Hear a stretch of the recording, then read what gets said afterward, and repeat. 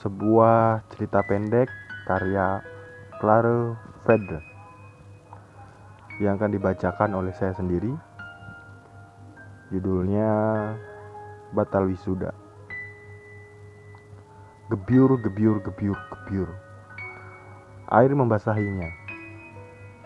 Air membasahi seluruh badannya. Badan menyisakan tulang dan kulit saja. Hidup segan, mati pun tak mau. Pagi ini adalah momen terepik dalam hidupnya setelah beberapa tahun terakhir ini. Betapa tidak, hari ini selain momen bersejarah, juga peristiwa yang menakjubkan.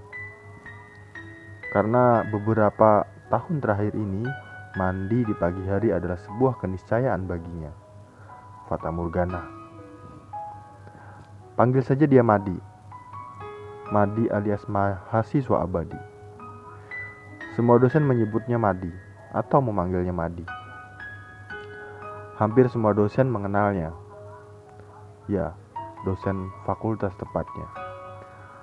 Dengan rasa kebahagiaan yang tidak bisa dibendung dan diungkapkan dengan apapun, sesekali dia meneteskan air mata. Namun sayangnya air mata itu larut bersama air yang mengguyurnya. Ini mungkin yang kita sebut mandi air mata ya. Ya, air mata kebahagiaan tentunya.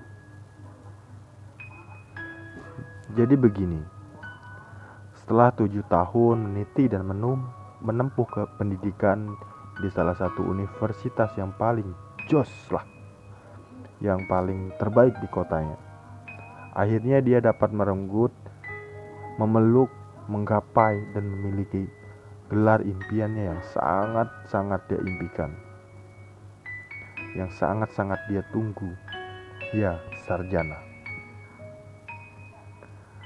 Setelah dengan membanting tulang, menumpahkan darah dan air mata sampai tetes penghabisan, hari ini di mana dirinya akan dideklarasikan oleh rektor sebagai sarjana di depan ribuan para sarjanawan. Dan di depan dunia tentunya. Dunia akan panggil dia sarjana sekarang. Betapa kebahagiaan yang sangat dan teramat, bukan? Coba bayangkan itu terjadi pada dirimu, kawan. Bagaimana perasaanmu? 7 tahun. 7 tahun. Mandi sudah beres, gosok pakaian sudah beres. Semua persiapan sudah dia lakukan tadi malam. Jadi pagi ini tinggal mandi saja pikirnya. Setelah mengenakan semua atribut dan style yang dia siapkan tadi malam, berdirilah dia di depan cermin. Sayangnya dia tidak bisa melihat seluruh setelannya. Betapa gagahnya dia pagi ini. Cermin kesayangannya yang dia tempel di kamar kosnya sudah terpecah belah kemana-mana, menyisakan potongan kecil yang hanya cukup memantulkan bagian wajah. Namun tidak habis akal dong, sia-sia kuliah 7 tahun tidak bisa mengatasi masalah sesepele ini.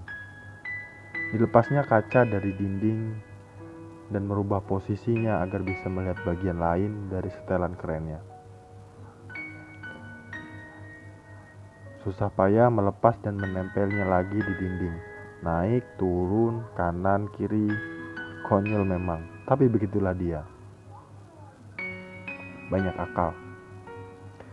Merasa tidak puas dengan aksi heroiknya, aksi konyol tepatnya, mengambil ponsel smartphone-nya, lalu dia letakkan di kusen jendela kamar kosnya dengan kamera dan timer.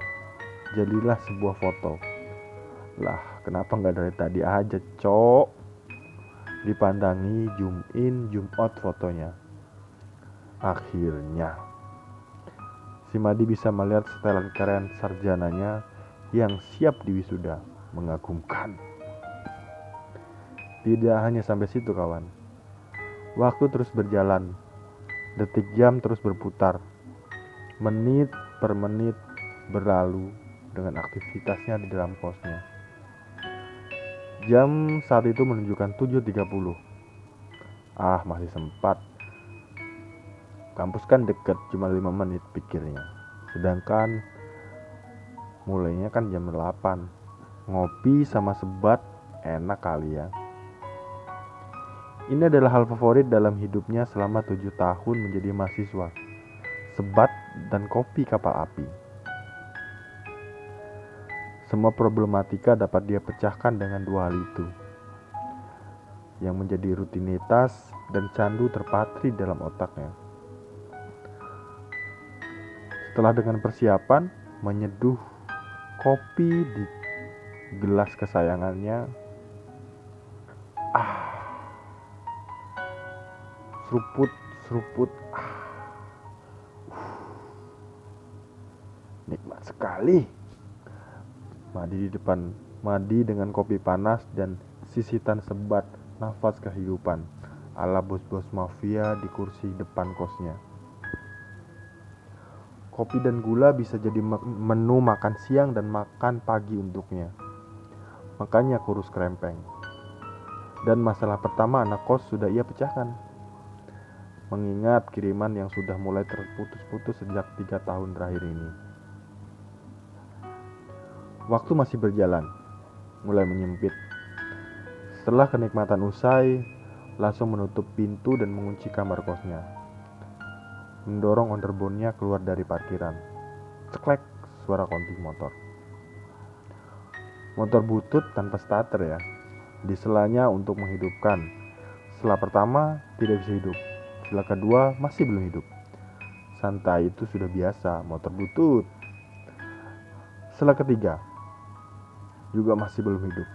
4, 5, 6, 10 masih belum hidup juga. Mulai cemas, mulai khawatir. Waktu semakin mepet dan sempit. Ayolah cinta, ujarnya. Jangan sekarang. Membuka tangki minyak, kali aja minyaknya habis. Malum indikator minyak tidak hidup sudah tidak berfungsi speedometernya. Sangat jarang underbone-nya yang diberi nama cinta ngadat. Hampir tidak pernah malah. Apalagi baru-baru ini habis diservis di bengkel langganannya. Jadi tidak terlintas di benaknya ini akan terjadi. Oleh sebab itu, si cinta tidak termasuk dalam daftar yang harus dia persiapkan tadi malam. Badannya mulai terasa hangat, kemudian menjadi panas. Keringatnya membasahi setelan kemejanya. Melepaskan jas dan jubahnya untuk mengurangi panas di badannya, ngutak-atik kabel busi dan karburator yang sebenarnya dia hanya sok tahu alias tidak mengerti mesin. Menetes dari dahinya keringat yang semakin membanjiri badannya. Namun masih berusaha kembali disela. Siapa tahu bisa hidup, pikirnya. Entah apa yang terjadi dengan si cinta. Tiba-tiba saja ngambek di momen bersejarah. Mungkinkah cinta juga ingin menjadi bagian dari momen bersejarahnya? Si cinta ingin menjadi yang tidak bisa dilupakan dalam cerita hidup Madi. Tapi harusnya dia membantu, bukan malah menyusahkan. Tapi kalau dibantu mungkin akan mudah dilupakan. Sedangkan dia menyadari sebentar lagi juragannya akan mencampakkan setelah bekerja dan membeli kendaraan yang lebih bagus. Tapi lagi-lagi dia kan hanya seonggok kendaraan. Mungkin benar atau mungkin salah. Terkadang benda mati bisa memiliki perasaan, kayak di film-film Hollywood.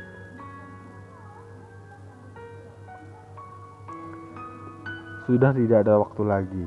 Jika dia terus mengurusi si cinta, kemungkinan besar dia tidak jadi wisuda. Karena sejatinya dia tidak mengerti mesin. Hanya keajaiban yang bisa membantunya. Kecemasan mulai tergambar di wajahnya.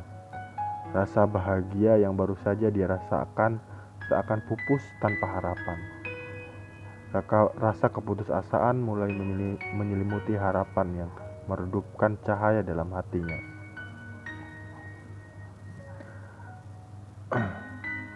Tertunduk tersipuh pasrah di halaman kosnya dan mengusap keringat yang mengalir di wajahnya. Menghela nafas dalam-dalam, menenangkan hatinya yang putus asa. Toh, kalau saja aku tidak datang, bapak dan ibuku bisa mewakilinya. Namun 7 tahun menjadi mahasiswa membuatnya cepat untuk mengambil keputusan. Ya, berbagai pengalaman dari organisasi membuatnya cepat mengatasi sebuah masalah. Ini belum berakhir. Membangkitkan semangat dalam hatinya. Aku masih bisa melakukan satu hal lagi yang mungkin akan berhasil. Jika gagal, setidaknya aku sudah berusaha maksimal. Terderai air mata yang kini bercampur keringat. Ya, lari. Mungkin masih ada waktu. Acara kan dimulai jam 8. Rumus matematika yang rumit keluar dari kepalanya. Perhitungan waktu dan kecepatan terproses dalam otaknya. Rumus Einstein yang terkenal dengan kecepatan dan energi. E sama dengan mc kuadrat. Ini kan rumus fisika bukan matematika. Hei. Tentu saja Madi tidak benar-benar menghitung dengan rumus itu. Itu terlalu berlebihan. Madi tidak secerdas itu. Lagian sudah tahu kan apa alasannya. Dan dia juga bukan anak fisika atau anak matematika. Karena yang dia butuhkan sekarang sedikit tenaga dan semangat yang besar.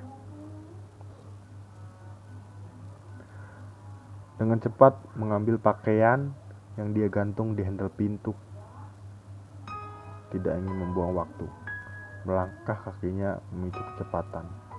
Jika menggunakan kendaraan dengan kecepatan 40 km per jam, dia memerlukan 5 menit.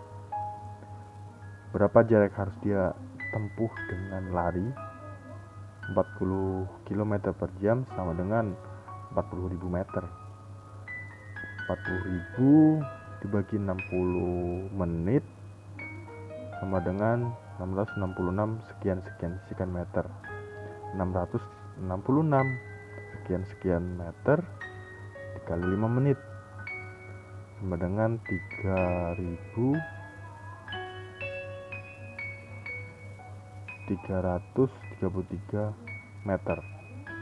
Dia harus memicu kecepatan dengan langkah kakinya untuk menempuh jarak 3.333 meter.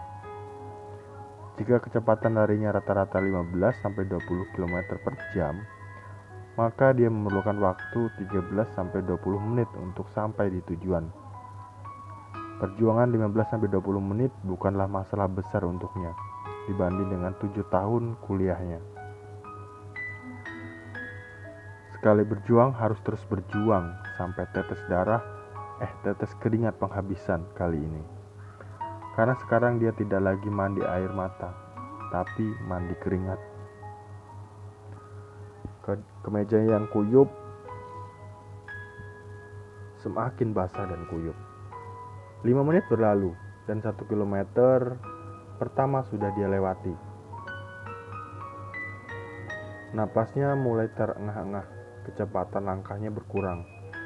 Energi mulai terkikis.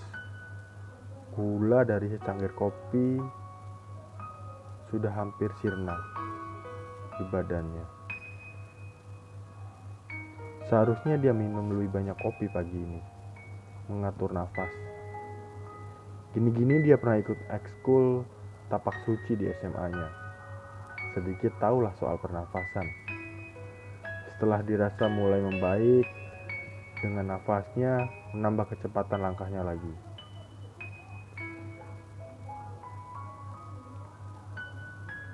Kondisinya slow motion seperti di TV. Mengkerot kanan kiri, badan terombang-ambing oleh langkahnya. Tas lempangnya yang tergantung di bahunya terlempar kanan dan kiri. Langkah demi langkah terpijak di jal aspal. yang keras sesekali menapak kubangan air yang tidak bisa dia hindari. Fokusnya hanya pada lari yang cepat sehingga kontrol terhadap badannya agak berkurang. Wush, wush, wush, wush. Suara angin dari langkahnya mengejar waktu. Oke, aku masih bisa berjuang. Cuman segini kecil lah. Semangat membara di dalam jiwanya.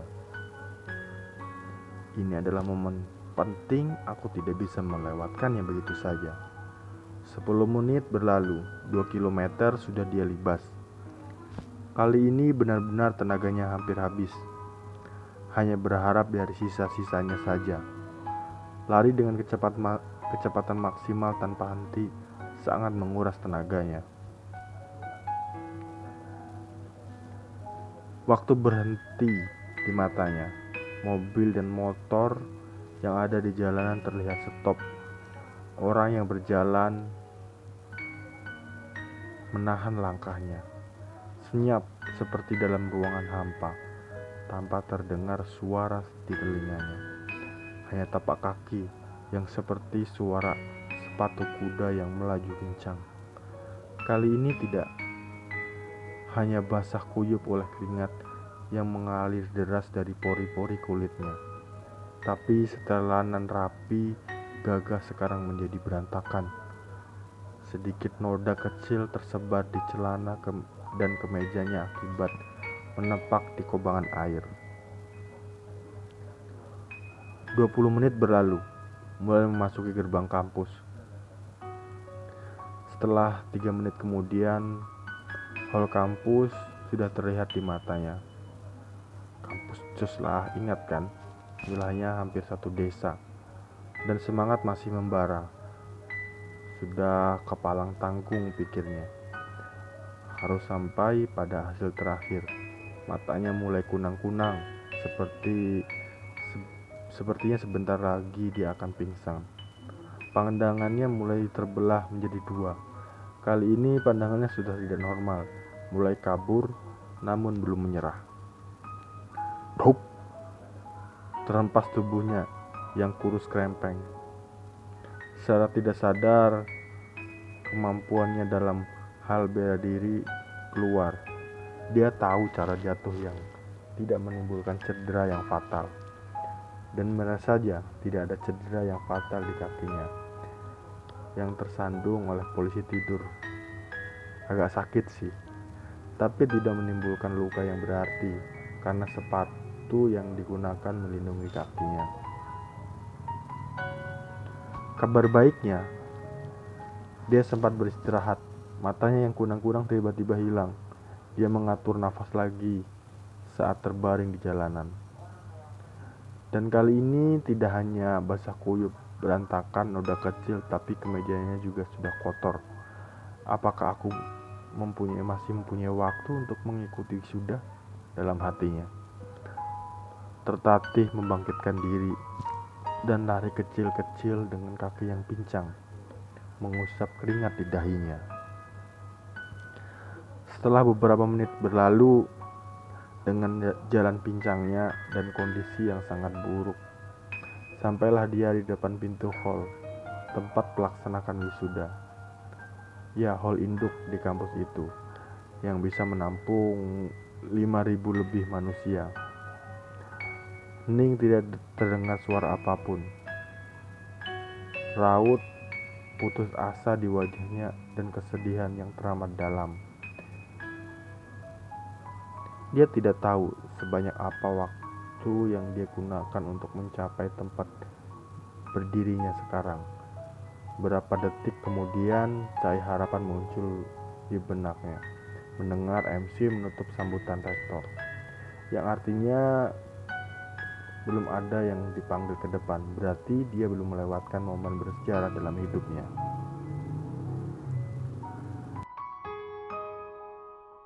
Entah berapa lama waktu yang dihabiskan mencapai hall. Yang jelas lebih dari 20 menit. Namun yang terpenting usaha kerasnya tercapai, meskipun dengan kondisi yang sangat buruk. Momen ini memang akan menjadi sejarah dalam hidupnya yang sangat menarik.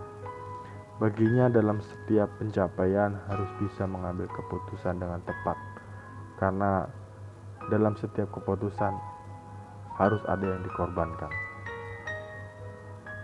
The end.